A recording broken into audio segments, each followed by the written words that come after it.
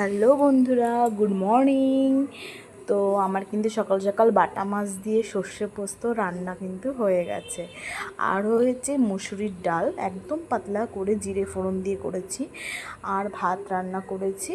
আর করেছি কিন্তু পুঁই শাক আলু দিয়ে আর কাঁঠাল দানা দিয়ে একটা চচ্চড়ি মতো। তো আর সকালবেলায় আমরা টিফিন করেছি একটু পরোটা আর আলুর দম। তো এইটুকুনি কিন্তু আমাদের আজকে রান্না বান্না হয়েছে।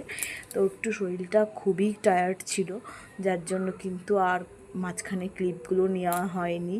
ওকে স্কুলে নিয়ে যাওয়া নিয়ে আসাগুলো কিছুই নেওয়া হয়নি। তো দেখো এখন কিন্তু বাবানের কিন্তু পড়া ছুটি হয়ে গেছে, এখন বাজে 7টা প্রায়। তো ওর কিন্তু ছুটি হয়ে গেছে, আন্টি ছেড়ে দিল ওকে।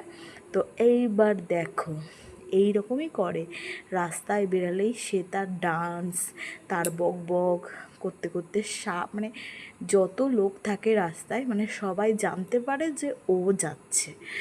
এটা হচ্ছে ও জানিয়েই দেয়। আর ওকে মনে হয় আমাদের মানে পাড়ার সবাই তো চেনেই। আর তারপরে আমরা এখান থেকে যাতায়াত করি যেখানে যেখানে, সবাই ওকে চেনে, স্কুল থেকে শুরু করে রাস্তা থেকে। তো সবাই কিন্তু ওকে চিনে গেছে ওর বক বকের চোটে।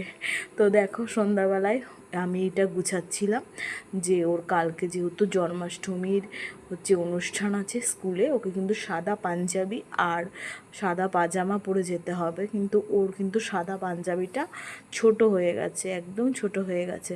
তো ভাবছি একটা হালকা কালারের একটা আছে, ওটাই পরিয়ে দেবো। আর এই লাল ওড়নাটা তার কোমরে বেঁধে দিতে হবে।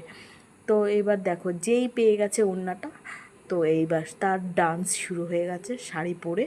তো লাইট একবার নিভাচ্ছে একবার জ্বালাচ্ছে, একবার নিভাচ্ছে একবার জ্বালাচ্ছে, এই করছে। তো তোমাদের বাচ্চারাও কি এরকমই করে, নাকি শুধু আমারটাই করে, আমি না বুঝে পাই না।